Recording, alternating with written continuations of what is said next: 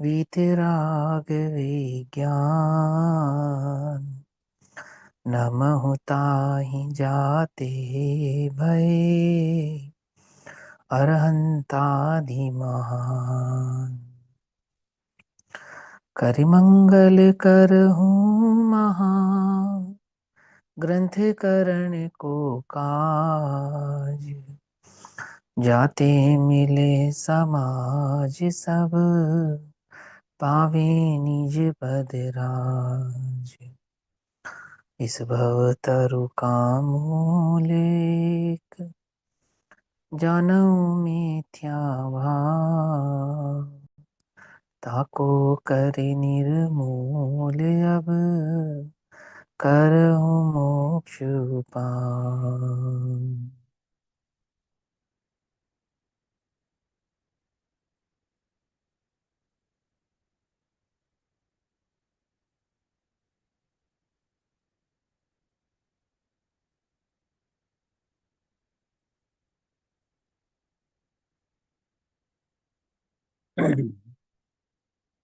हम सभी के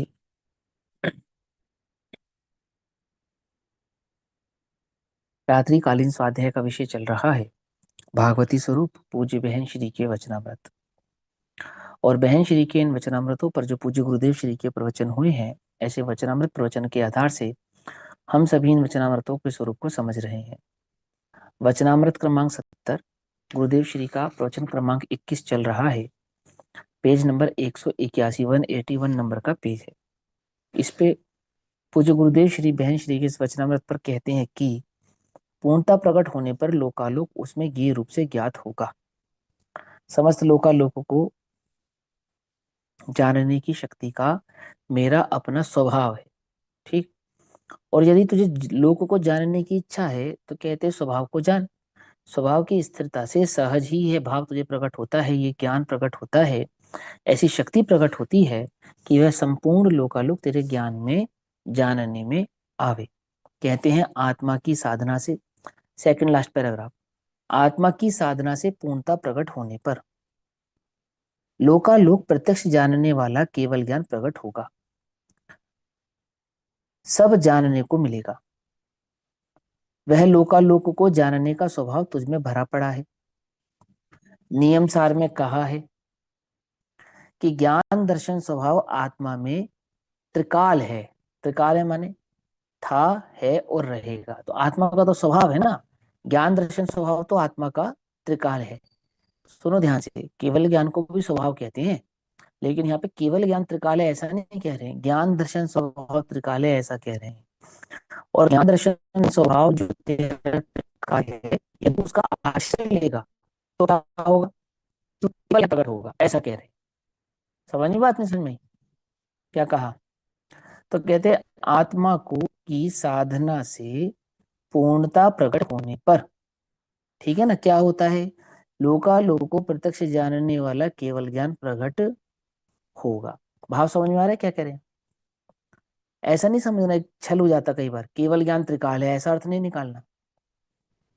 त्रिकाल क्या है, त्रिकाल तो ज्ञान दर्शन स्वभाव है, और ज्ञान दर्शन स्वभाव जो कि आत्मा का लक्षण है, ऐसे चैतन्य लक्षण स्वरूपी आत्मा की साधना करने पर वो केवल ज्ञान प्रकट होगा ऐसा कह रहे हैं। ठीक है ना। और केवल ज्ञान प्रकट होगा तो क्या होगा कि लोकालोक जानने में आएगा। ठीक।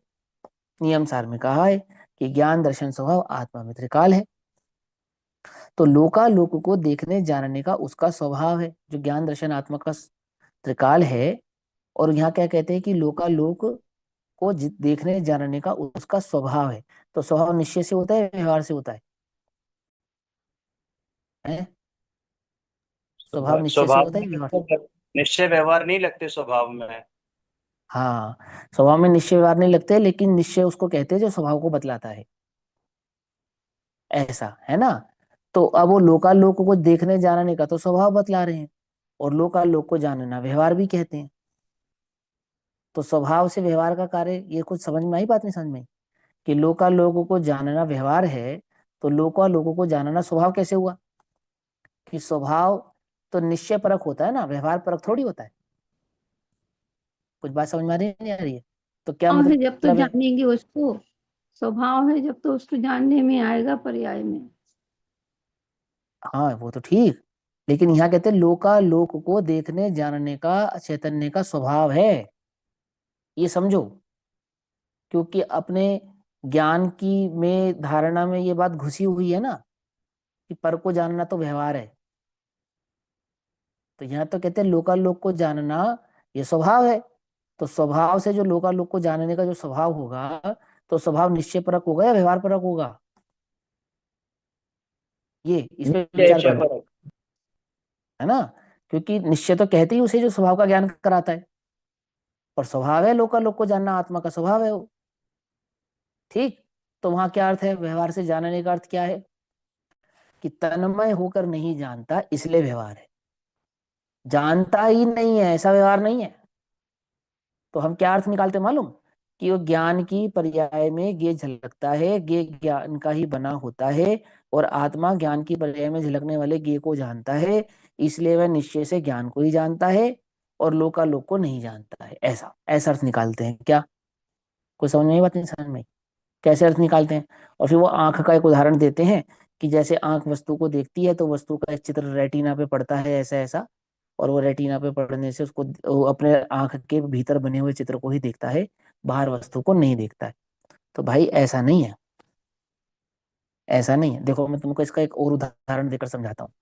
जैसे मेरे हाथ में ये पेंसिल है, ठीक, और मान लो मेरे पास ये चरम चक्षु ना हो, और ये मैं ऐसे इसको हाथ से पकड़ूं, तब कौन सा रेटिना से जानूंगा मैं?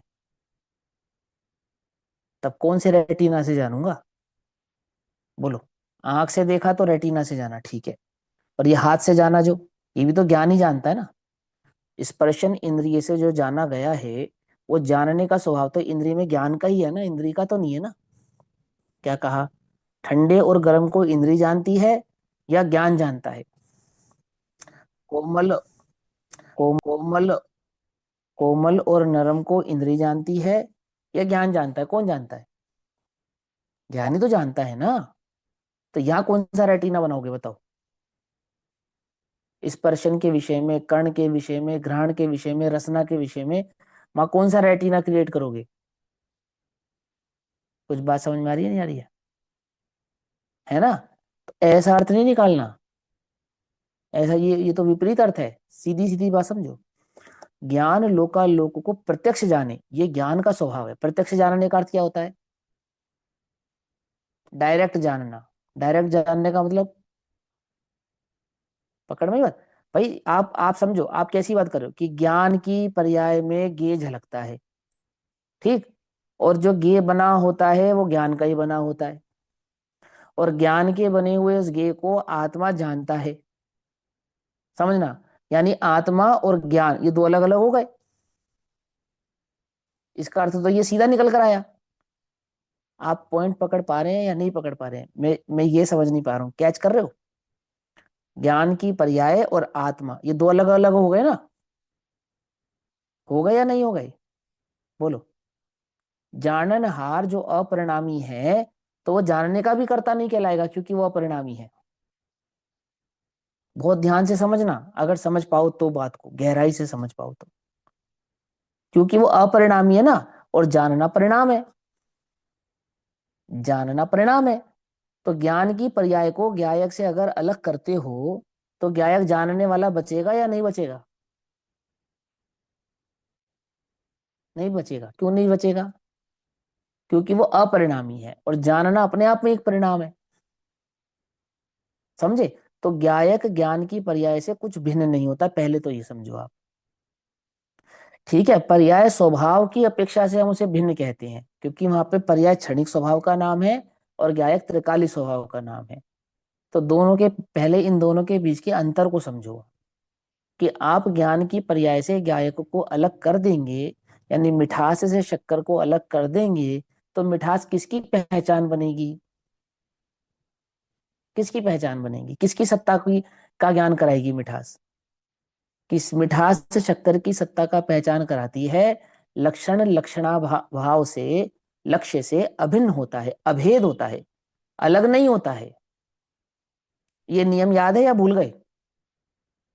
हम्म, याद है? तो सुनो ध्यान से। कि ज्ञान की पर्याय में ये झलकता है और आत्मा उस ज्ञान को जानता है।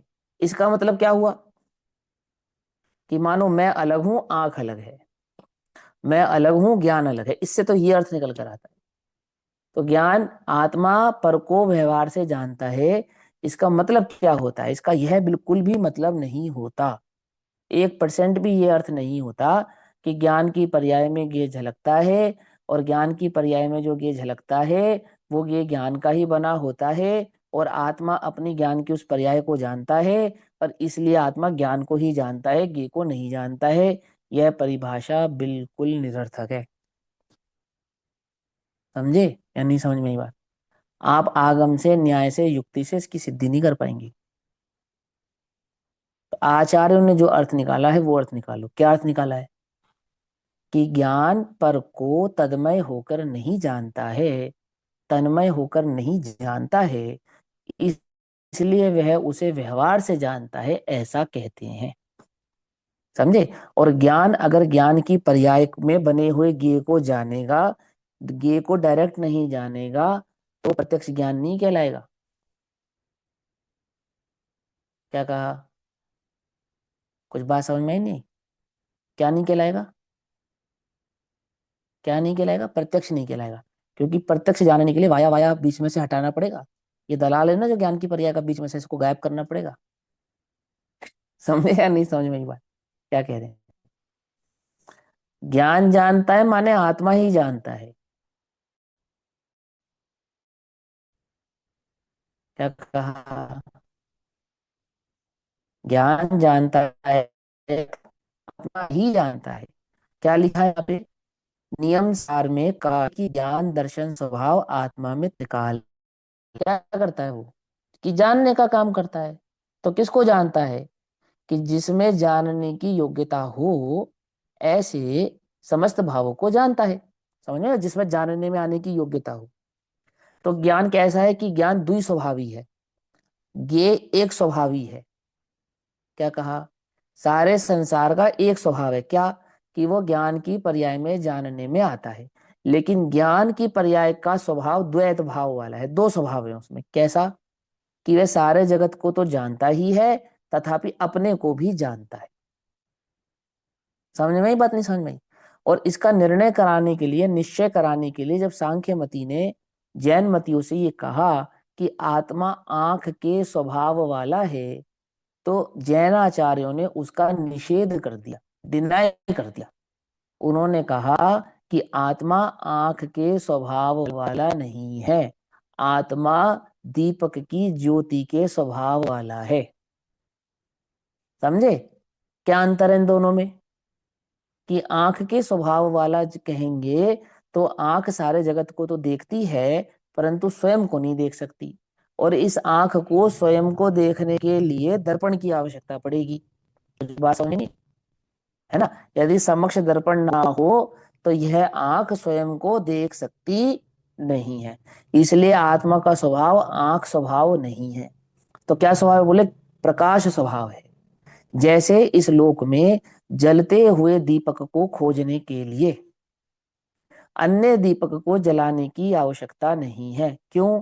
क्योंकि जलता हुआ दीपक लोक प्रकाशक तो है ही, साथ ही साथ स्वभाव से स्वप्रकाशक भी है। ऐसा आत्मा का ज्ञान स्वपर प्रकाशक भाव वाला होने से। अभी स्वपर प्रकाशक निश्चय से है व्यवहार से? कि स्वप्रकाशक निश्चय से और पर प्रकाशक व्यवहार से, है ना? ऐसा है ना? कि निश्चय से स्वपर प्रकाशक है। कुछ बात समझ में आ रही है? हम्म सैद्धांतिक बात समझ में आ रही है?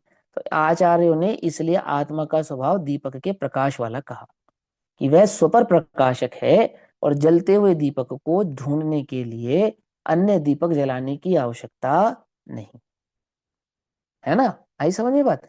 ऐसे ही यहाँ क्या कहते हैं कि ज्ञान दर्शन आत्मा का त्रिकाल स्वभाव है और लोकालोक को देखने जानने का उसका स्वभाव है। तो कहते तो है कि पर को व्यवहार से जानता है, कि जिसको अपनेपन के साथ ना जाने।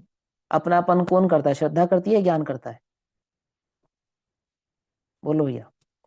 हाँ, अपनापन कौन करता है? ज्ञान करता है अपनापन, या अपनापन श्रद्धा करती है? बहुत ध्यान से समझना ये। ये जैन दर्शन के मूलभूत सिद्धांत हैं। अगर ये ही समझ में नहीं आए तो कुछ समझ में नहीं आया, कर रटते रहना सब कुछ जितना भी रटना है आप, समझे। अपनापन कौन करता है? ज्ञान करता है अपनापन, या अपनापन श्रद्धा करती है? कौन करता है? एक उत्तर दो। आप माधुरी आंटी आप बताओ कौन करता है? श्रद्धा से होता है अपनापन तो। ज्ञान की कल्लोले कहते हैं ना तब। अपना, हाँ, सरला आंटी ने कहा कि श्रद्धा करती है अपनापन, और माला आंटी ने कहा कि ज्ञान करता है ना। और माधुरी आंटी का क्या कहना है? आपका वोट किसकी तरफ है? अपनापन करने वाला कौन है? अनम्यूट करके बताओ। ज्ञान ही करती है, बस श्रद्धा से इंगित करती है। हाँ, क्या कहना है माधुरी आंटी आपको? श्रद्धा श्रद्धा से होता है ना। श्रद्धा करती है। अच्छा अच्छा। तो अब अपने को बस ये थोड़ा सा भाव समझना पड़ेगा, है ना, कि अपनापन यानी कि जानने का जो काम है, अपनापन करने का जो काम है, वो ज्ञान का है या वो श्रद्धा का है? अब हम इस पर कंफ्यूज हैं, कंफ्यूज, पूरी तरीके से कंफ्यूज। क्यों है? क्योंकि हमको भली प्रकार से बात ज्ञात नहीं है। ध्यान से समझना। आंसर सब पता है आपको, आंसर आपको सब पता है, लेकिन क्या गड़बड़ कर रहे हो कि वो जो पजल आया ना, शेर बनाने वाला पजल, वो गलत जोड़ रहे हो। गलत जोड़ रहे हो तो क्या हो रहा है कि मुंह की जगह पूंछ लग रही है, पूंछ की जगह मुंह लग रहा है, समझे? सही जोड़ो उसको, बिल्कुल करेक्ट जोड़ो। तो देखो कैसे जोड़ते हैं। श्रद्धा तो अंधी होती है, श्रद्धा को तो सपर का खबर ही नहीं होती है। श्रद्धा ज्ञान का अपनापन अनुसरण तो करती है ना। हाँ, म्यूट कर दो आप, जब प्रश्न पूछे तब अनम्यूट करो, उसके बाद म्यूट करो, है। कि श्रद्धा तो ज्ञान का अनुसरण करती है, और ज्ञान कहता है कि यह मैं हूं, तो श्रद्धा मान लेती है यह मैं हूं। समझ में आई बात? नहीं समझ में आई? किस निर्णय पर पहुंचे कि स्व और पर को जानने की जो शक्ति है वो ज्ञान की शक्ति है, इसलिए भेद ज्ञान की शक्ति ज्ञान की शक्ति है। ज्ञान स्वपर प्रकाशक है, भेद ज्ञान करने अर्थ है, इसलिए ज्ञान ही आत्मा का वास्तविक और मूलभूत लक्षण है। ठीक। इस ज्ञान ने आत्मा को जान लिया, ये हमें कैसे पता चलेगा? कि श्रद्धा उस पे मोहर लगा देगी कि हाँ, इस आत्मा ने, इस ज्ञान ने अपने को जान लिया। क्या कहा? क्या है इसका मतलब? इसका मतलब यह है कि कोई यह छल ग्रहण करे कि मैं जानता हूं ना, मैं आत्मा हूं, मुझे पता है मैं आत्मा हूं, मैं शरीर नहीं हूं, कि इसको जानना नहीं कहते। ये तो आपने ऊपर ऊपर से कह दिया, उसे ही उसे यूं ही। ये आपको कैसे पता यूं ही कह दिया? क्योंकि यदि ज्ञान वास्तव में यह स्वीकार कर लेवे कि मैं चैतन्य हूं, तो श्रद्धा भी उसी समय यह स्वीकार कर लेती है कि हाँ, यह चैतन्य मैं हूं। तो सम्यक दर्शन वह लक्षण है जिससे यह बात ज्ञात होती है कि इस आत्मा ने अपने स्वभाव को जान लिया है, पहचान लिया है, अनुभव कर लिया है। इसीलिए आचार्यों ने कहा अनुभूति ही आत्मा है। क्या कहा उन्होंने? अनुभूति ही आत्मा है। क्यों अनुभूति आत्मा क्यों है? क्योंकि अनुभूति ही वास्तव में वह लक्षण है जिससे यह बात प्रकट होती है कि इस चैतन्य ने अपने को ज्ञान सिर्फ कहा नहीं है, अपितु माना भी है। आती है बात समझ में? नहीं आती? और आत्मा अपने ज्ञान दर्शन स्वभाव से क्या होता है? समग्र होता है, एक होता है, अलग अलग नहीं होता है।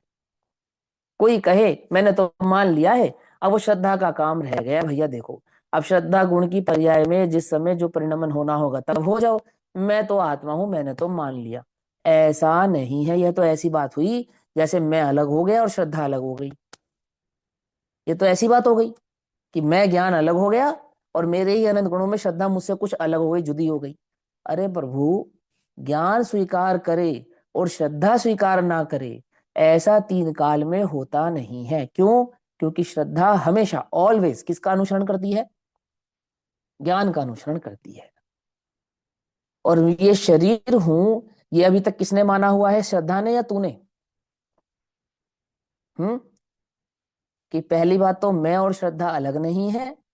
दूसरी बात, यदि मैं अपनी अपेक्षा से कहूं तो सच्ची बात तो यह है कि मैंने ही अपने को अभी तक देह माना हुआ है, और मैं अपने को चैतन्य मान लूंगा तो श्रद्धा आनाकानी करेगी नहीं। कि ठहरो, एक मिनट ठहरो, जरा देह से अपना सामान तो बटोर लूं। कि एक क्षण नहीं लगाएगी, एक क्षण नहीं लगाएगी श्रद्धा कि ज्ञान स्वयं को स्वीकार कर ले कि मैं चैतन्य हूं। बात समझ में आ रही है? सब पुरुषार्थ का मतलब समझ में आ रहा है आपको?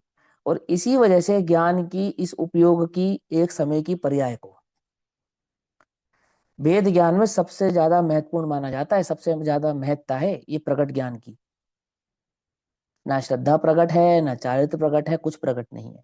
क्या प्रकट है? आत्मा का संपूर्ण भाव इस ज्ञान भाव से प्रकट है। समझे? ये जो देख रहा है, सुन रहा है, जान रहा है, समझने का प्रयास कर रहा है, कौन है ये तो मति शुद्ध ज्ञान है। अरे प्रभु, यह तू है, तू ही है, यही तू है। जाग तो जी उबोच है, ये जो जाग रहा है ना, हाजरा हजूर विद्यमान, ये तू है जिसकी तू बार बार उपेक्षा कर रहा है। समझ में आई बात? नहीं समझ में आई? क्या कहते हैं यहाँ पर? यहाँ कहते हैं वह लोकालोक को जानने का स्वभाव तुझ में भरा पड़ा है। भरा पड़ा है, भरा पड़ा, व्यवहार से नहीं भरा पड़ा, स्वभाव से भरा पड़ा है। और कैसा है वह स्वभाव? कि नियम सार में कहा है कि ज्ञान दर्शन स्वभाव आत्मा में त्रिकाल है। क्या काम है ज्ञान दर्शन का? कि जानना, देखना। लोकालोक को देखने जानने का उसका स्वभाव है। ठीक या नहीं समझ में ही बात? कि मैं व्यवहार से जानता हूँ, ये जानना झूठा है, ऐसा नहीं करना। इससे तो संपूर्ण आगम व्यर्थ हो जाएगा, झूठा हो जाएगा। समझे? तो क्या कहते हैं? जानने की इच्छा है, तुझे लोकालोक को जानने की इच्छा है, यदि तुझे वास्तव में लोकालोक को जानने की इच्छा है तो स्वभाव में जा। देखो क्या कह रहे हैं? जानने की इच्छा हो तो वहां स्वभाव में जा भाई। वहां तुझे संपूर्ण भगवान आत्मा ज्ञात होगा। संपूर्ण भगवान आत्मा ज्ञात होगा तो क्या ज्ञात होगा? कि संपूर्ण भगवान आत्मा अपने अनंत गुणों के निधान भाव से प्रकट होने से, ज्ञात होने से, उसका फल क्या बतलाया ऊपर की लाइन में? कि केवल ज्ञान जो समस्त लोकालोक को जानेगा। ऐसा पैसा तो धूल है। तो केवल ज्ञान से स्वयं को भिन्न कर रहा है ना, कि केवल ज्ञान तो से मैं भिन्न हूं, सम्यक दर्शन से तो मैं भिन्न हूं, है ना, अपनी पर्यायों से भी मैं भिन्न हूं। पूज्य गुरुदेव कहते हैं पहले तो ये समझ, पैसा तो धूल है। केवल ज्ञान से, अपनी पर्याय से, अपनी ज्ञान पर्याय से, अपने सम्यक दर्शन से भेद ज्ञान करने वाले सुन। पैसे से भेद ज्ञान हुआ, देह से भेद ज्ञान किया, पर्याय की प्राप्त पर्याय की तन्मयता से भेद ज्ञान किया। ये भेद ज्ञान किया कि मैं स्त्री नहीं हूं, मैं पुरुष नहीं हूं, मैं विद्वान नहीं हूं, मैं अमीर नहीं हूं, मैं गरीब नहीं हूं, मैं मोटा नहीं हूं, मैं काला नहीं हूं, मैं कुरूप नहीं हूं। ये भेद ज्ञान किया तूने? अरे अभी तो व्यवहार में तो करना पड़ेगा। इस मान्यता से बाहर निकला कि भैया लोक का व्यवहार तो लोक के अनुसार चलाना ही पड़ता है, इस लोभ से बाहर निकला। बोल, अति निर्दयता पूर्वक भेद ज्ञान की आरी चलाई तूने। क्या कहा? कुछ बात समझ में आती ना थी? क्या कहते हैं? अरे भाई पैसा तो धूल है, बहुत मुश्किल है पैसे का व्यामोह छोड़ना, बहुत मुश्किल।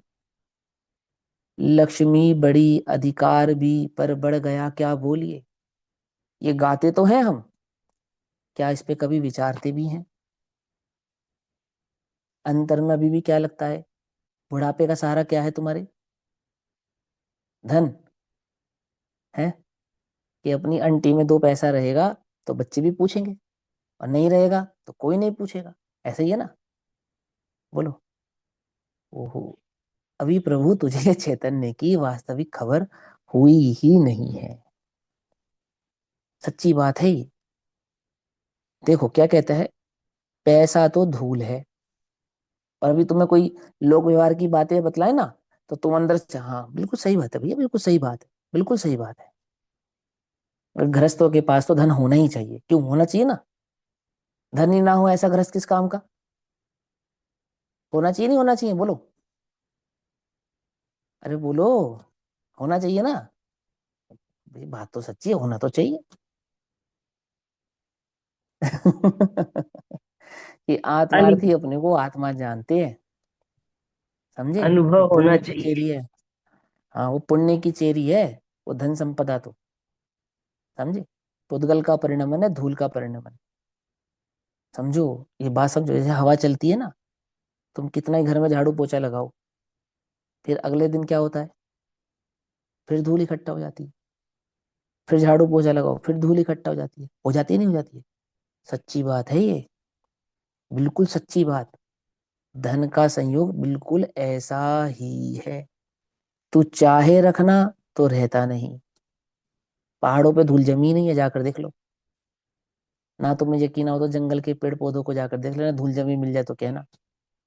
तुम्हारे घरों में जमती है वो क्या? समझ में आई बात? नहीं समझ में? और जहां नहीं जमनी, सो वहां नहीं जमनी। उस धन को जहां नहीं रहना, वहां नहीं रहना। जहां रहना है, वहां कोई रोक सकता नहीं है। हे आत्मार्थी, पैसा तो धूल है, धूल है। बड़े पंडित साहब इसका बहुत सुंदर अर्थ करते थे। वो कहते थे, पैसे को धूल क्यों कहा? क्योंकि धूल की संयोगिता से मलिनता आती है। क्या? जैसे धूल का संयोग होता है ना, तो क्या होता है? मलिनता होती है। ऐसे ही पैसे के संयोग से क्या होता है? मलिनता आती है। समझे? क्या समझे? हो तो मलिनता, ना हो, पैसे की दृष्टि हो तो मलिनता। क्या?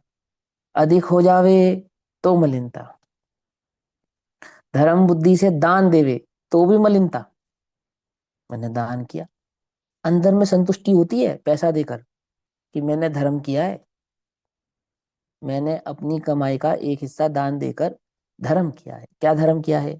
कि मैंने पुण्य कमाया है, धर्म की प्रभावना में योगदान किया है। ऐसा ऐसा अंदर में संतुष्टि होती है। अरे भाई, धूल के परिणमन से धर्म का की प्रभावना नहीं होती, मालूम? सच्ची बात है ये, परम सत्य, महासत्य बात है ये, महासत्य। धन से प्रभावना नहीं होती।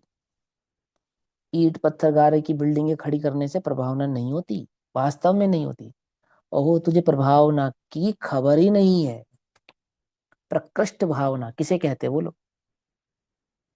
प्रकृष्ट भावना आचार्य अमरचंद्र देव ने कही है, और आचार्य जयसेन देव ने कहा, प्रभावना अर्थात क्या? आत्मानुभूति।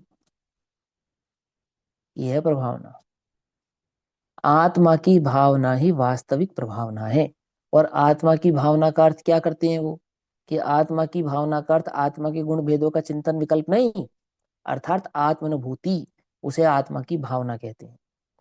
वहां तो तेरा योग उपयोग लगता नहीं, और पुद्गल के दो चार कण यहां से वहां हो जावे अपनी अपनी योग्यता से, अपनी योग्यता से, और छल ग्रहण करता है क्या? कि मैंने किया। क्या किया मैंने? कि मैंने जेब में से धूल निकाली और अमुक जगह रख दी। ऐसा सच्ची में अंतर में लगना चाहिए।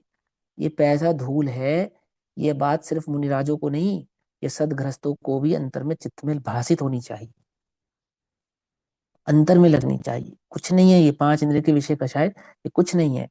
हे प्रभु, ये मेरी कमजोरी है, मैं हूं, पर होने योग्य नहीं है, ये अच्छी बात नहीं है ये।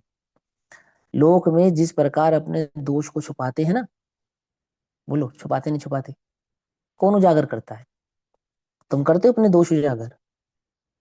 बोलो, कोई नहीं करता। ऐसे पांच इंद्रिय के विषय कषाय कैसे हैं? ये उजागर करने योग्य नहीं है, ये मान करने योग्य नहीं है, ये धन दिखावा करने योग्य नहीं है। ये तो बुरी बात है। क्या? क्या कह रहे हैं? सच्ची बात है, ये बहुत बुरी बात है। क्या? मैं धनी हूं, बहुत बुरी बात है। तू रत्नत्रय के निधान का स्वामी है, अनंत गुणों के निधान का स्वामी है, तीनों लोग तुझे पूजे ऐसा स्वामी है, तू कहता है कि मैं धनी हूं। चार गतियों में ये धन, ये मनुष्य गति का ही रोग है बस, और कहीं का नहीं है। कोई भोग भूमियों में चले जाओ, वहां कोई रोग नहीं है। विद्याधरों में चले जाओ, वहां कोई रोग नहीं है। स्वर्ग के देवता आदियों में चले जाओ, वहां कोई रोग नहीं है, नारकियों को रोग नहीं है, त्रियंचों को रोग नहीं है, मुनिराजों को महामुनियों को रोग नहीं है, अनंत सिद्धों को रोग नहीं है। पेड़ पौधे पहाड़ अनंत, कितनी जीव राशि है इस लोक में, कितनी जीव राशि है, संगी पंचेंद्रिय पर्याय कितनी है, कहाँ है ये रोग। लवण समुद्र आदि में कितने सम्यक दृष्टि जीव हैं, भोग भूमियों में कुभोग भूमियों में कितने कितने जीव हैं, कालांतर में मोक्ष को जाने वाले हैं। किन्हें रोग है ये, धन का रोग है कितने जीवों को, मुट्ठी भर जीवों को रोग नहीं है ये। समझ में आई बात, नहीं समझ में, क्या कहा। पैसा तो धूल है, सारे दिन रुपए पैसे और स्त्री बच्चों की ममता करके मरेगा तो जाएगा त्रियंच गति में। त्रियंच गति में माने कि शेर हो जाऊंगा, बंदर हो जाऊंगा। अरे एक इंद्रिय हो जाएगा प्रभु तुझे त्रियंच गति में।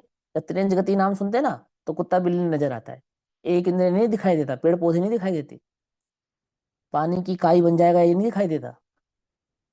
क्या दिखाई देता है, त्रियंच गति में जाना माने, माने वो शेर बन जाऊंगा मैं, है।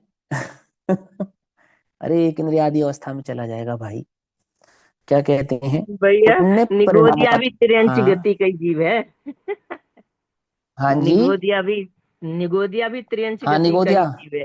हाँ। हाँ है ना, निगोदिया भी त्रिंज गति का जीव है ना, वही तो मैंने कहा एक इंद्रिय आदि अवस्थाओं में प्राप्त हो जाएगा। देखो पुण्य परिणामों का तो कोई ठिकाना नहीं होता, क्यों नहीं होता, कि इनकी तो इनका स्वभाव है, क्या स्वभाव है, कि हर अंतर मुहूर्त में परिणाम को पुण्य रूप से फ्लक्चुएट होना ही पड़ेगा।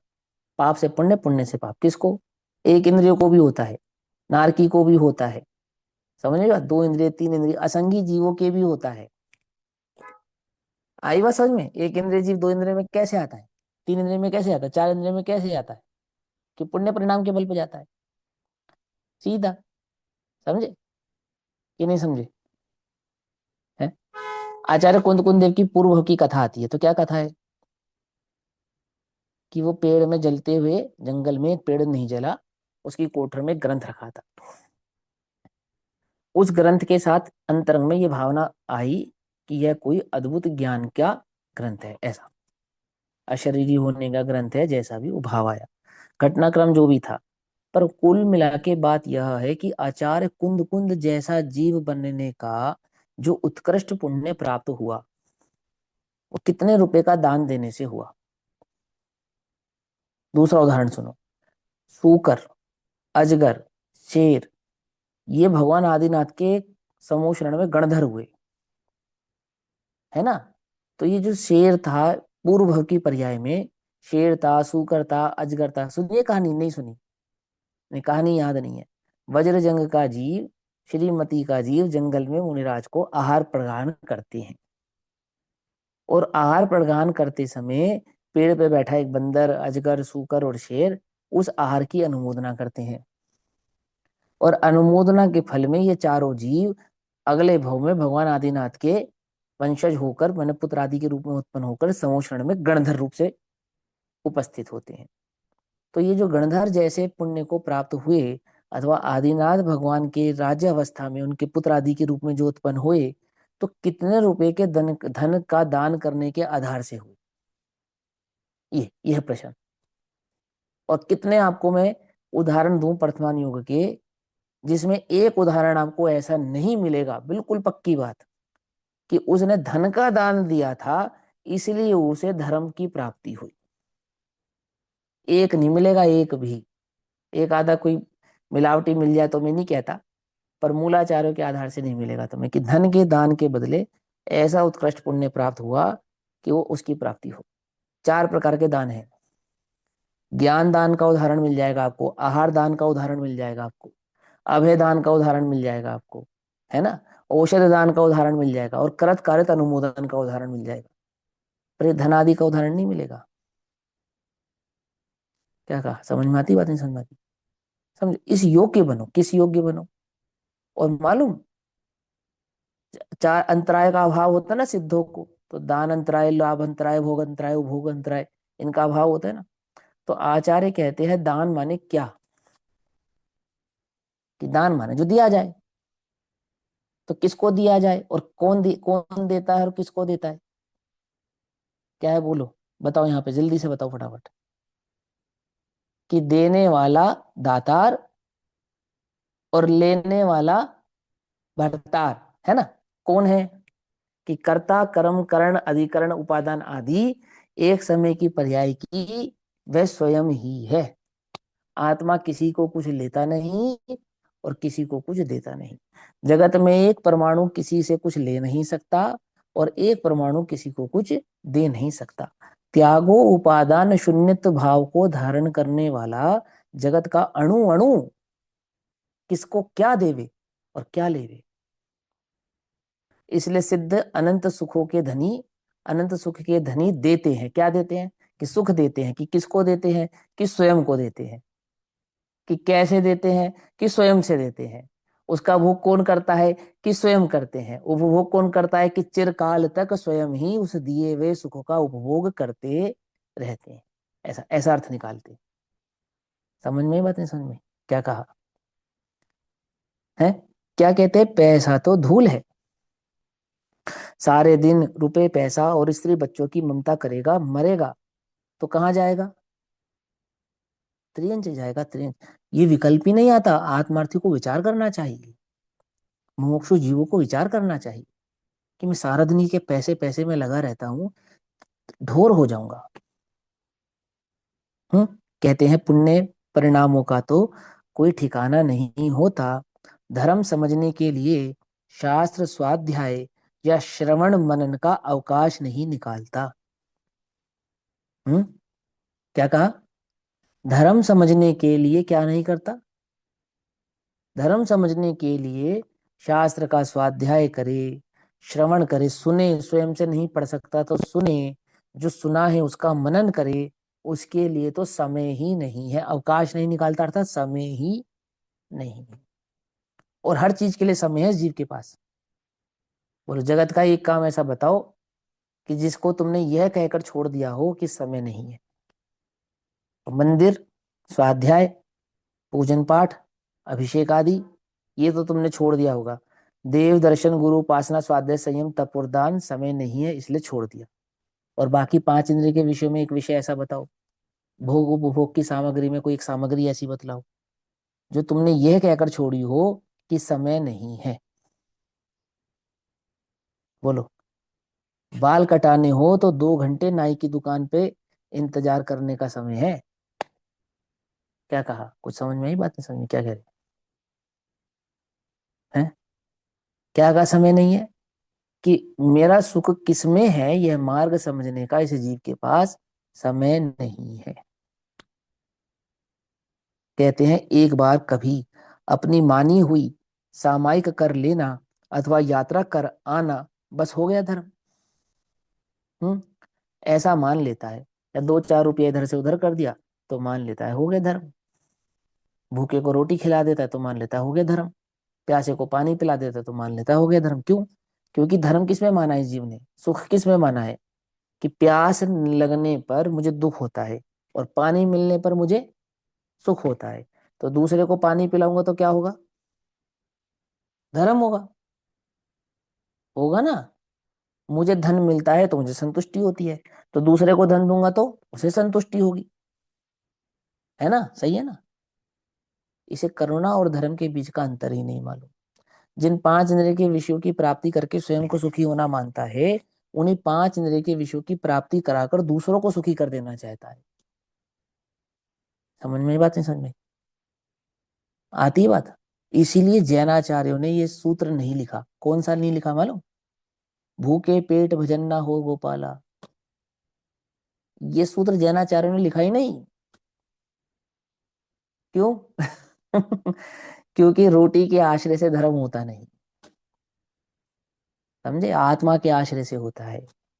और रोटी कि वह कर्म के संयोगों में प्राप्त होनी होती है तो हुए बिना रहती नहीं है, और नहीं होनी होती है तो 3 लोक लग जाए तो प्राप्त हो नहीं सकती है। क्या? एक समय की पर्याय के षटकारक उस पर्याय के स्वयं में निहित होते हैं। जगत की पिछली और अगली पर्याय भी उसमें कुछ हेर फेर बदल कर सकती नहीं है। यह है स्वतंत्रता जैन दर्शन की। मालूम? ये बात कौन बतावे? कैसे जचे? अंदर में कैसे लगे कि कैसी बात करते हो? रोटी खिलाना धर्म नहीं है, पानी पिलाना धर्म नहीं है। हम्म भैया लोक का तो ऐसा स्वरूप है, जूता पालिश करना भी धर्म है। मालूम? मालूम नहीं मालूम? जूता पालिश करना भी धर्म है? तुम्हें पता नहीं है। सामायिक कर लेना अथवा यात्रा कराना बस हो गया धर्म, ऐसा मान लेता है। किंतु भाई यात्रा करना या माला फेरना यह धर्म नहीं है, अपितु शुभ राग है, पुण्य है। प्रभु तुझे जानने की इच्छा होती हो तो सब तेरे आत्मा में है। आत्मा को जान, आत्मा को जानेगा तो सब जान लेगा, और आत्मा को नहीं जानेगा तो कुछ नहीं जानेगा। आपा नहीं जाना तूने, कैसा ज्ञान धारी रे, है ना? कैसा ज्ञानवान है तू, इस चैतन्य को तो जानता ही नहीं, इस चैतन्य को तो पहचानता ही नहीं। हम्म इसलिए आत्मा की साधना कर। साधना कैसे करते हैं आत्मा की? जंगल में, गुफाओं में, कंदराओं में कहाँ होती है आत्मा की साधना? शमशान में कहाँ होती है? कि आत्मा की साधना सम्यक ज्ञान में होती है। समझे? कहाँ होती है? सम्यक ज्ञान में। क्या होती है? आत्मा की साधना होती है। और सम्यक ज्ञान की प्राप्ति का उपाय क्या है? हम्म इस सम्यक ज्ञान की या सम्यक दर्शन की प्राप्ति का उपाय तत्वों का श्रद्धान है। और तत्वों का श्रद्धान करने के लिए तत्व का स्वरूप जानना अनिवार्य है। और तत्व का स्वरूप बतलाने वाले सच्चे देव शास्त्र गुरु के माध्यम से जैन शास्त्रों में जैसा वह चैतन्य का स्वरूप कहा है उसे भली प्रकार से पहले समझ। सबसे पहला काम क्या है? सबसे पहला काम है समझना, सबसे पहला काम। और ये समझने से ही भागता है, हमारी समझ में नहीं आ रहा। हमें तो आप इतना बता दो बस, मैं आत्मा हूं ना, मैं राग का करता नहीं हूं ना, कि नहीं? अब वो जो क्रोध किया था सुबह वो मैंने नहीं किया ना, कि नहीं? बस अब ये बढ़िया है। इससे बढ़िया क्या धर्म है? क्रोध करो भी और उसके करता भी रहो। क्यों? कि बात तो सच्ची है, तू उसका करता नहीं है। ओहो, लेकिन तुझे अपने अकर्ता स्वरूप की खबर भी नहीं। समझ में बात नहीं? समझ में? तू भोगों की दृष्टि करता है और अपने को अकर्ता कहता है। आती समझ में बात? नहीं समझ में आती? हम्म? कि भैया हम तो वीतराग भाव से भोगते हैं। अरे भैया, हमें ऐसे ऐसे ज्ञानी ही नहीं मिले जगत में जो वीतराग भाव से भोगते हो। क्या? पांच इंद्रिय के विषयों को भोगते हो पर वीतराग भाव से भोगते हो, आपको मिले? ये कैसी अनीति है कि वीतराग भाव से भोगते हैं? ये तो अनीति है। हम्म क्या कहते हैं? किंतु शुभ राग है, पुण्य है। प्रभु तुझे जानने की इच्छा होती हो तो सब तेरे आत्मा में है, इसलिए आत्मा की साधना कर। स्वयं ज्ञायक अर्थात जानने वाला है, वह ज्ञाता रूप से ज्ञात होगा। जानने वाला कैसा है? कि लोकालोक को तो जानता ही है, अभी तो स्वयं को भी जानता है। तो स्वयं को जानता है अर्थात ज्ञाता भी। जानने वाला स्वयं ही होने से स्वयं को ज्ञात होगा। ज्ञाता स्वयं ज्ञान की पर्याय अंतर से प्रकट करेगा। ज्ञान की पर्याय कौन प्रकट करेगा? ज्ञाता ही प्रकट करेगा। कौन सी ज्ञान की पर्याय प्रकट करेगा? स्वयं को जानने रूप ज्ञान की पर्याय को प्रकट करेगा, ऐसा है ना। पूर्णता प्रकट होने पर पूर्ण आनंद प्रकट होगा, साथ ही लोकालोक प्रमेय रूप से ज्ञान में आएगा, है ना। क्या कहा? साथ ही लोकालोक प्रमेय रूप से, क्योंकि प्रमाता कौन है? आत्मा। प्रमेय कौन है? समस्त लोकालोक। यह आत्मा प्रमाता भी है और प्रमेय भी है, और सारा जगत मात्र प्रमेय है। आई बात समझ में नहीं आई? है ना। तो सारा जगत ज्ञान की पर्याय में झलकेगा, और ज्ञान की उस पर्याय में ज्ञान भी झलकेगा। कैसे झलकेगा? कि ज्ञाता भाव से जानने में आएगा, ऐसा। आत्मा की साधना करने से पूर्णता प्रकट होने पर लोकालोक को प्रत्यक्ष जानने वाला केवल ज्ञान प्रकट होगा। ठीक, बाकी चर्चा हम कल करेंगे। तब तक के लिए सभी को जय जिनेन्द्र। ओम नमः सिद्धि। भाई साहब एंटीना वाला एक बार और बतला दीजिए आप। हाँ बोलिए। हाँ। क्या? जो आपने आंख की एंटीना का बताया कि एंटीना में जो गे हैं वो ज्ञान के बने हुए मानते हैं अपन, बताया हमको। हम्म। तो वो ज्ञान का बना, तो ज्ञान ज्ञान कोई तो जान रहा है, कोई अगल से ज्ञान तो नहीं है ना, दो ज्ञान तो नहीं है, ये एक तो ही है बिल्कुल ज्ञान। करेक्ट है। ये तो बिल्कुल करेक्ट है कि ज्ञान के पर्याय में जो गेय होते हैं वो ज्ञान के बने होते हैं, इसका निषेध थोड़ी करा। लेकिन ज्ञान उन गेयों को नहीं जानता, ज्ञान के उस पर्याय को जानता है। तो ऐसा हो गया ना, जैसे ज्ञान की पर्याय ज्ञाता से अलग हो गई ना। देखो मेरी बात सुनो। मैंने अपनी परछाई को देखा, समझना ध्यान से। तो मैं और परछाई एक है या दो हैं? मेरी पक्षा ये बतलाओ आप। हाँ, मैंने दर्पण में अपना अक्ष देखा है, अपना चेहरा देखा फॉर एग्जाम्पल। तो दर्पण में जो खड़ा हुआ चेहरा है और मैं, हम दोनों एक हैं या दो हैं? पहला नियम, पहला एक ये बात ये बताओ। एक ही एक ही। एक हाँ ही। नहीं, अभी सिद्धांतिक भूल है इसके अंदर। इसमें थोड़ी सी सिद्धांतिक भूल है। हाँ ये बात ठीक है, हम सिद्ध कर देंगे एक है, पर एक नहीं है। वो दर्पण में जो झलक रही है वो दर्पण है, वो दर्पण दर्पण की का रॉ स्वच्छता है। मटेरियल है ना। और मैं अलग हूं, मैं दर्पण में थोड़ी हूँ। इसका अगर हम दोनों एक हो जाएंगे, इसका मतलब मैं दर्पण में प्रवेश कर गया, तभी तो एक होंगे हम। नहीं। हम एक नहीं है, मैं अलग हूं और दर्पण अलग है। और दर्पण में झलकने वाली, दर्पण में वो जो पर्याय झलक रही है मेरी, जो मेरे जैसी दिख रही है, वो मुझसे भिन्न है। समझना ध्यान से, है ना। ऐसे ही ज्ञान की पर्याय में झलकने वाला जो ज्ञेय है वो ज्ञान का बना है, बिल्कुल करेक्ट बात है। अब तुम कहते हो ज्ञेय तो ज्ञान से भिन्न है, यहां तक तो बात सही है। लेकिन तुम ये कहते हो कि ज्ञान की पर्याय को जानने वाला और ज्ञान की पर्याय भी भिन्न है। समझो ध्यान से। मैंने मेरे ज्ञान की पर्याय को जाना, तो क्या जाना? ज्ञान। बात समझ में आ रही है नहीं? मैंने ज्ञान की पर्याय को जाना, तो ज्ञान ज्ञान की की पर्याय जो ज्ञान है वो मैं हूं या कोई भिन्न वस्तु है? हम मैं ही दोनों कोई हूँ। भिन्न वस्तु हैं। समझो ध्यान नहीं। से। मैं भिन्न वस्तु नहीं हूं, मैं ही हूं। मैं ही हूं। बहुत ध्यान से समझना। अब जो हम सिद्धि जिस सेंस में करते हैं, ये सिद्धि तो इस बात के लिए थी कि ज्ञान की पर्याय में ज्ञेय का प्रवेश नहीं होता, ये सिद्धि करनी थी। और हमने सिद्धि क्या करी? कि क्योंकि मैंने ज्ञान की पर्याय को ही जाना, इसलिए मैंने ज्ञेय को नहीं जाना। सुनो ध्यान से। अब ये जो सिद्धि की थी ना कि ज्ञान की पर्याय को जाना और ज्ञेय को नहीं जाना, तो ये तो ऐसी बात हो गई कि मैं अलग हो गया और ज्ञान की पर्याय अलग हो गई। मैंने इस पेंसिल को जाना, समझना ध्यान से, ज्ञान की पर्याय मान लो इसको, और मैं हो गया। तो मैं और ये ज्ञान की पर्याय, मैंने इस ज्ञान की पर्याय को जाना या मैं ज्ञान हूं, इन दोनों में कुछ अंतर है या नहीं है? इन दो बातों में कुछ भिन्नता है या नहीं? अब भिन्नता समझ में नहीं आ रही, क्यों नहीं समझ में आ रही?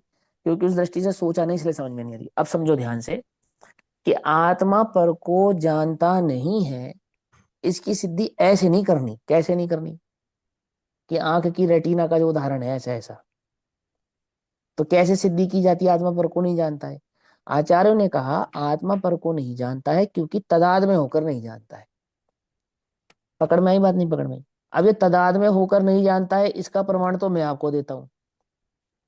और क्योंकि वो ज्ञान की पर्याय को जानता है और ज्ञेय को नहीं जानता, इसका प्रमाण आप मुझे ला कर दो। क्या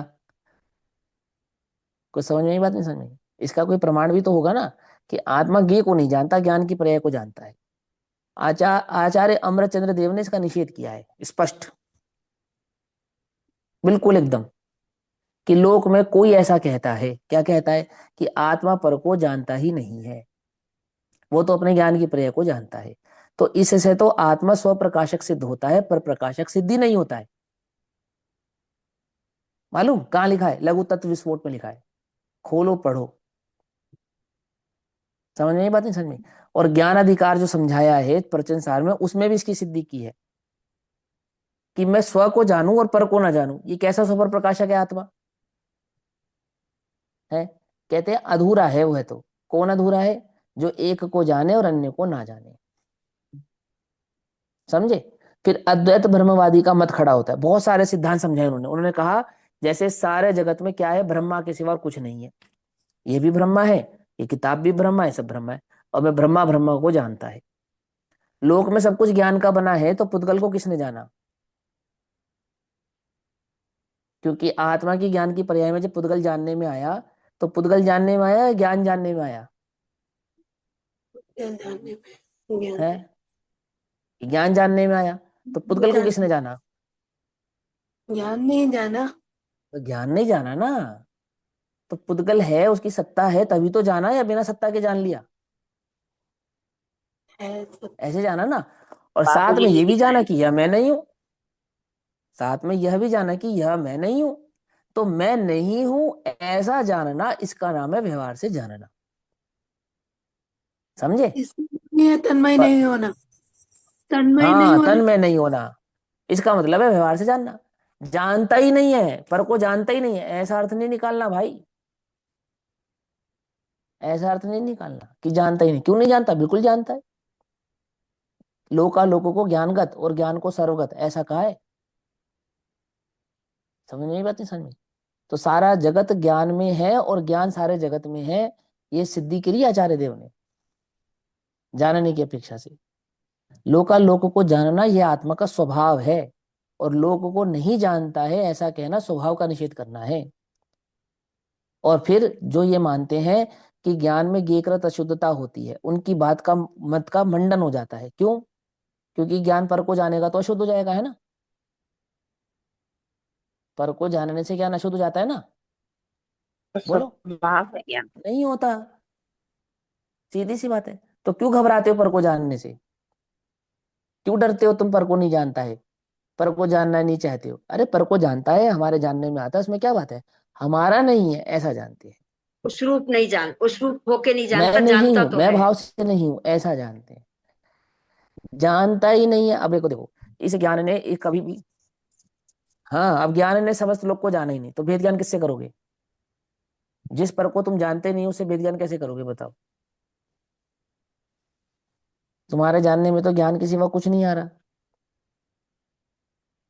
भेद ज्ञान कैसे करोगे? पढ़ो चैतन्य चर्चा की, पढ़ो बाबू जी की फिर से, कैसे सिद्धि की उन्होंने। अरे आबाल सभी गोपाल सुलभ सबको चिन्मय अभिराम। तो आत्मा सबकी अनुभूति में आ ही रहा है।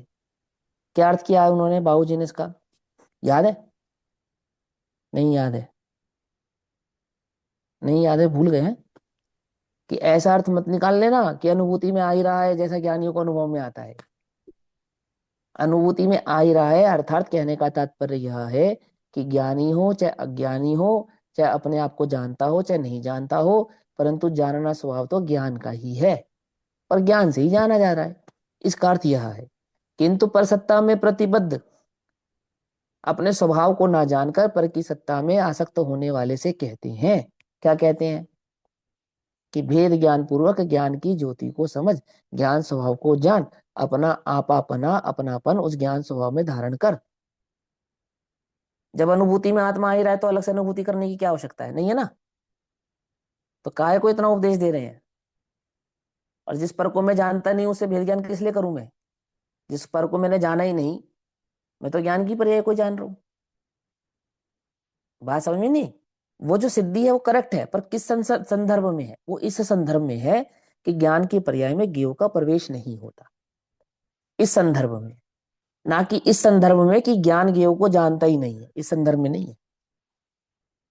समझे या नहीं समझे? ज्ञेय को जानने से ज्ञान में ज्ञेयकृत अशुद्धता नहीं होती। क्या अर्थ है इसका? ये अर्थ करके प्रवेश नहीं, मतलब ज्ञान में ये ज्ञान में प्रवेश गे नहीं। नहीं घुस जाते। ज्ञेय नहीं घुस जाते। इसका ये अर्थ थोड़ी कि ज्ञेय को जानता ही नहीं है। ज्ञान ज्ञेय को जानता है, लेकिन जानने से ज्ञान, ज्ञेय को जानने से ज्ञान अशुद्ध नहीं होता। इसलिए ज्ञान में क्या नहीं होती? ज्ञेयकृत अशुद्धता नहीं होती। ऐसा समझ में? बात नहीं समझ में? तो फिर ज्ञान ज्ञेय को कैसे जानता है? कि ज्ञान की पर्याय में ज्ञेय झलकते हैं, ऐसे जानता है। तो साक्षात ज्ञेय है और ज्ञान की पर्याय है, तो ज्ञान की पर्याय आत्मा की आंख है या नहीं है? बोलो। आत्मा की आंख कहें हम, तो ज्ञान की पर्याय को कहेंगे या नहीं कहेंगे? कहेंगे ना। हाँ तो हाँ आत्मा हाँ। आंख से ही देखेगा ना, या बिना आंख के देखेगा? है? कैसे देखेगा? प्रत्यक्ष से देखेगा, परोक्ष रूप से देखेगा? प्रत्यक्ष देखने का अर्थ क्या होता है? डायरेक्ट देखना, डायरेक्ट जानना। समझे? इसलिए केवल ज्ञान प्रत्यक्ष ज्ञान है। समझे या नहीं समझे? फिर तो आत्मा कभी प्रत्यक्ष ज्ञानी नहीं कहलाएगा। क्यों? क्योंकि वो प्रत्यक्ष ज्ञेय को जानता ही नहीं है। पहले ये ज्ञान की पर्याय में झलकते हैं, और ज्ञान की पर्याय में ज्ञेयाकार बनता है, फिर उस ज्ञाकार को आत्मा जानता है। तो आत्मा ज्ञेय को प्रत्यक्ष कहाँ जानता है? ये तो परोक्ष रूप से जानता है। अगर मैं अन्यमति होता तो सिद्ध कर देता कि आत्मा तुम्हारा केवल ज्ञानी प्रत्यक्ष ज्ञानी नहीं है, परोक्ष ज्ञानी है। समझ में आई बात? नहीं समझ में आई? क्या कहा? प्रत्यक्ष का मतलब क्या है? कि डायरेक्ट जाने। तो जानने की शक्ति से डायरेक्ट जानेगा ना, तो जानने की शक्ति किसकी है? पर्याय की या आत्मा की? आत्मा की। सीधी सी बात। समझे नहीं समझे? आत्मा जानता है ना, आत्म ज्ञानम स्वयं ज्ञानम ज्ञानाद अन्यत् करोति किम, ज्ञान के सिवा क्या कर सकता है? और ज्ञान स्वभाव से कैसा है? स्व पर प्रकाशक है। समझो ध्यान से, स्व पर प्रकाशक। और पर को नहीं जानता है कहकर तुम उसके पर प्रकाशक पने का अभाव कर रहे हो। आ रही है बात? समझ में नहीं आ रही है? क्या कह रहे हैं? और पर प्रकाशक पने का अभाव मालूम किसने माना है? मालूम? सांख्य मती ने माना है। ये सांख्य मती की मान्यता है कि आत्मा पर प्रकाशक नहीं स्व प्रकाशक है। समझे? जैनाचार्यों ने कहा आत्मा स्व पर प्रकाशक है। और पर को जानने से आत्मा अशुद्ध होता नहीं है, इसलिए पर को जानने का निषेध नहीं है। तो निषेध किसका है? कि पर में अपनेपन का निषेध है। इसलिए केवल ज्ञान कैसा है? समस्त लोकालोक को जानने वाला है और दुखी होता नहीं। तो क्यों दुखी नहीं होता? क्योंकि यह तो बुद्धों का मत है। क्या मत है? कि पर को जानने से दुख होता है। जैनाचार्यों का मत नहीं है। जैनाचार्य का क्या मत है? कि जानना दुख का कारण नहीं है, मोह दुख का कारण है, अज्ञान दुख का कारण है। समझे? तुम जानने का निषेध करके सुखी मत हो। जानना तो सर्वत्र है, सर्वज्ञ है। मोह का निषेध करके ही जीव सुखी हो सकता है, मोह का अभाव करके ही जीव सुखी हो सकता है। आती समझ में बात? नहीं समझ में आती? क्या समझ में आया? तो पशु भी तो बोला है कि पर को नहीं जाने का पशु है क्या? ज्ञान की तो शक्ति है कि हाँ, ज्ञान की शक्ति है, स्वपर प्रकाशक है ज्ञान, पशु बोला है ना। स्वभाव से स्वपर प्रकाशक है। कहा आचार्य ने कहा निषेध किया उसके पर को जानने का? नियम सार में भी नहीं किया। क्या कहा? नियम सार में भी नहीं किया, प्रवचन सार में भी नहीं किया, समय सार में भी नहीं किया। कौन से सार में किया है? बतलाओ तो सही। करणानियों में तो किया ही नहीं। तो कहाँ किया है? कि भेद ज्ञान करते समय ज्ञेयों से दृष्टि हटाने की बात करी। और जब ये जीव ज्ञाक्रांत होता है, अब अंतिम नियम समझो। ज्ञाक्रांत, ज्ञाक्रांत क्या होता है? कि स्वरूप का ध्यान करने वाला कोई आत्मार्थी स्वरूप ध्यान की साधना के समय इस बात से परेशान होता है। किस बात से? ओहो, मेरे जानने में ये भी आता है, ये भी आता है, ये भी आता है, ये भी आता है। तो उसको कहते हैं भाई, तेरे जानने में जो भी आता है वो सब ज्ञान का ही बना होने से ज्ञान ही है। तू घबरा मत। ये तो ज्ञान की स्वच्छता है, ये तो ज्ञान की सामर्थ्य है, ये तो ज्ञान की शक्ति है, ये तो ज्ञान की खूबसूरती है। क्या? कि वो जानता है। वो तेरे जानने में आ रहा है, ये दुख का कारण नहीं है। तू जानने वाले को नहीं जान पा रहा है, यह तेरे दुख का कारण है। तो मैं जानने वाले को कैसे जानूं? कि ज्ञान की जिस पर्याय में जो ज्ञेय झलक रहा है ना, उस ज्ञेय को क्या कर दे? विलीन कर दे। तो कैसे विलीन करूं उस ज्ञान की पर्याय में ज्ञेय को? कि ज्ञान की पर्याय में जो ज्ञेय झलका है वो ज्ञान का बना है। और जब तू ज्ञान की पर्याय में ज्ञान को देखेगा तो क्या नहीं दिखाई देगा तुझे? ज्ञेय ये नहीं नहीं दिखाई देगा। दिखाई देगा। ये समझाया, ये समझाया उन्होंने। हमने कर दिया उल्टा। हमने क्या करा? कि देखते हैं ज्ञेय और कहते हैं ज्ञान। आचार्य कहते जब दिखेगा ज्ञान तब नहीं दिखेंगे ज्ञेय छद्मस अवस्था में। हम क्या करते हैं? कि देखते हैं ज्ञेय और कहते हैं ज्ञान। सारे ज्ञेयों को देखकर जगत में सुख दुख का अनुभव करता हुआ मैं तो ज्ञान को जानता हूं, मैं तो ज्ञान को जानता हूं, मैं तो ज्ञान। जैसे मुल्ला जी होता है ना कि सब अल्लाह की देन है? ऐसा ऐसा जानना, ऐसा जानना, ऐसा श्रद्धान करना ही मिथ्यात्व है। हाँ, क्या? फिर से बोलना। मतलब जो देखते तो ज्ञेय है और जानते ज्ञान है, तो ऐसा जान जो है मानना जो है वो श्रद्धान का काम हुआ। अब मानना नहीं, अब वो ज्ञान पे दृष्टि करे। जब ज्ञायक ज्ञान पे दृष्टि करता है तो ज्ञेय का क्या होता है? कि होता कुछ नहीं है। अब छद्मस्त अवस्था में ज्ञान जब ज्ञान को जानेगा तब ज्ञेय जानने में नहीं आएंगे। बस इतनी सी बात है। और वही केवल ज्ञान अवस्था में क्या होता है? कि केवल ज्ञान अवस्था में दोनों युगपत हो जाते हैं, ज्ञान स्वभाव को भी जानता है और ज्ञेय को भी जानता है। अब साधना का प्रोसेस जो है, निचली भूमिका में जो प्रोसेस है वो क्या है कि ज्ञान की दृष्टि कर, ज्ञेय की दृष्टि मत कर। ये है ना प्रोसेस, ये है ना प्रोसेस। तो अब ज्ञान का लक्षण समझाओ, कैसा दिखता है ज्ञान? लड्डू जैसा दिखता है ज्ञान, या मम्मी जैसा दिखता है ज्ञान, या पापा जैसा दिखता है ज्ञान, या रसगुल्ला जैसा दिखता है ज्ञान? कैसा दिखता है ज्ञान? जिसको जानता है वैसे। हाँ, वो जानना लक्षण, चैतन्य लक्षण वो ज्ञान है। हम्म, तो चैतन्य लक्षण में उपयोग को लेकर आ, तब तो जब चैतन्य लक्षण के उपयोग पे स्थिर होता है, तो आचार्य पंडित टोडरमल जी, आचार्य कल्प पंडित टोडरमल जी क्या कहते हैं कि का स्वरूप ध्यानी के समक्ष कोई शोर भी मचाता हो, बैंड बाजा भी बजाता हो, तो उसे कुछ खबर नहीं है। तो क्यों खबर नहीं है, क्या दिक्कत है? ज्ञान मान के जान लेगा ना कि ज्ञान को ही जान रहा हूं, जो बैंड बज रहा है उसको ज्ञान मान ले। कि ऐसा नहीं होता है भाई, ऐसा नहीं होता है कि देखे तो पत्नी और कहे ज्ञान, ऐसा नहीं होता है। तो कैसा होता है कि चैतन्य का लक्षण ज्ञेय के लक्षण से भिन्न लक्षण है। समझे? कैसा भिन्न लक्षण है? वहां ज्ञान का लक्षण चैतन्य है, और ज्ञेय का लक्षण कैसा है? स्पर्श रस गंध वर्ण और आकार। कैसा लक्षण है? स्पर्श रस गंध वर्ण और आकार। समझे? और ज्ञान का आकार कैसा है? ज्ञान है। ज्ञान किस आकार का है? बोलो। निराकार है। ये निराकार है। अब वो आकार का मतलब ज्ञान का स्वरूप, चैतन्य लक्षण। ना तुम सिद्धों के आकार की कल्पना करना, ना सिद्धों के आर पार की कल्पना करना, ना ज्ञान के कुछ जानने की कोई कल्पना मत करना। चैतन्य प्रत्यक्ष है, प्रकट है। चैतन्य पे दृष्टि कर, कल्पना करने की जरूरत ही क्या है तुझे? नए नए प्रकार के चित्र क्यों बनाता है ज्ञान के? ज्ञान का कोई चित्र नहीं है। जितने चित्र विचित्र भाव झलकते हैं वो ज्ञान है। क्या कहा? जिसमें वो चित्र विचित्र भाव झलकते हैं वो ज्ञान है।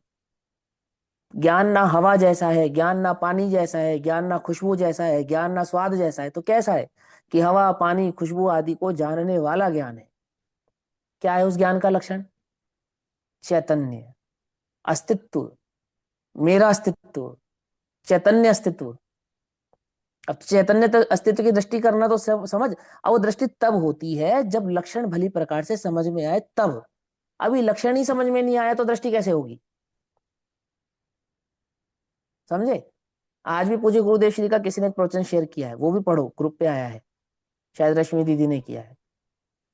लक्षण ही नहीं ज्ञात है, दृष्टि किसकी करेगा? किसको ज्ञान कहते हैं? क्या ज्ञान का लक्षण है? कैसे पहचाना जाता है? खबर ही नहीं है, किसी को भी ज्ञान मान रहा है। समझ में आई बात है? समझ में आई? है ना? चलो विचार करना। ओम नमः सिद्धेश्वर। समय बहुत हो। बहुत सुंदर भैया। निज निधि निज में बताई, यह अनंत उपकार है, उसके लिए जनवाणी माँ को वंदना शत बार।